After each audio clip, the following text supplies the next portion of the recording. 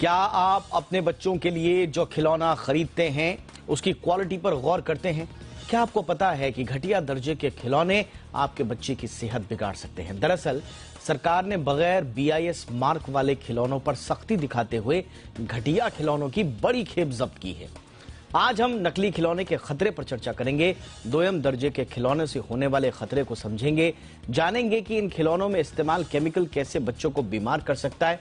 साथ ही जानेंगे कि क्या BIS मार्क वाले खिलौने गारंटी हैं कि इससे सेहत पर कोई खतरा नहीं होगा। चर्चा करेंगे खास मेहमानों के साथ, लेकिन पहले ये रिपोर्ट।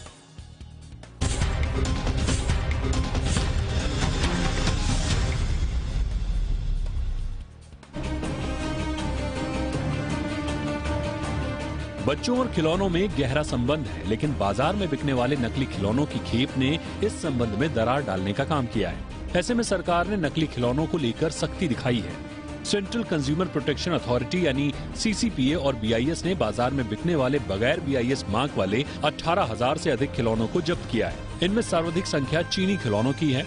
छापेमारी के दौरान एयरपोर्ट के साथ बड़े स्टोर्स को भी निशाना बनाया गया।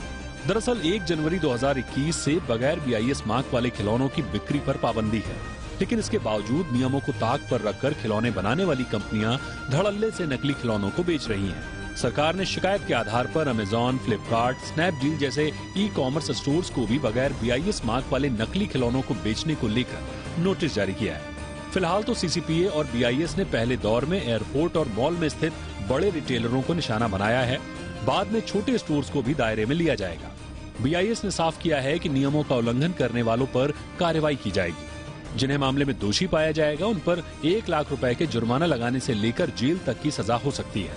जानना जरूरी है कि आखिर दोयम दर्जे के खिलौनों में वो कौन कौन से खतरनाक केमिकल्स होते हैं जो बच्चों को बीमार कर सकते हैं। दरअसल खिलौनों को फायर प्रूफ बनाने के लिए ऑर्गेनोफॉस्फेट एस्टर यानी OPACE का इस्तेमाल होता है। इसके संपर्क में आने से बच्चों का IQ लेवल कम हो सकता है। साथ ही उनकी एकाग्रता और मेमोरी पर भी इसका असर पड़ सकता है। वहीं centre for science and environment की माने तो मुलायम प्लास्टिक से बने खिलौनों में थायलेट नामक केमिकल होता है, जो बच्चों की किडनी और लिवर को प्रभावित कर सकता है। साथ ही थायलेट के संपर्क में आने से बच्चों की हड्डियों के विकास में भी बाधा आ सकती है। चीन से आने वाले खिलौनों की खेप में तय सीमा से अधिक आर्सेनिक, लेड और पारा पाया गया है। इससे स्किन कैंसर का खतरा हो सकता है। द डेनमार्क टेक्निकल यूनिवर्सिटी ने भी अपनी स्टडी में पाया है कि बच्चों के 25% खिलौनों में ऐसे केमिकल्स होते हैं जो सेहत के लिहाज से खतरनाक होते हैं। फिलहाल तो सरकार ने बगैर नियम कायदे के बिकने वाले खिलौनों पर अंकुश लगाने के लिए कई और कदम भी उठाए हैं। खासकर सरकार ने करीब दोयम दर्जे के चीनी खिलौनों को बाजार में कम करने के लिए करीब 160 चीनी कंपनियों को BIS सर्टिफिकेट जारी नहीं किया है। वहीं देसी कंपनियों पर भी BIS मार्क का पालन करने पर दबाव बनाया है, ताकि सेहत खराब करने वाले खिलौने हमारे नौनिहालों को अपनी चपेट में न ले सकें। ब्यूरो रिपोर्ट, जी मीडिया।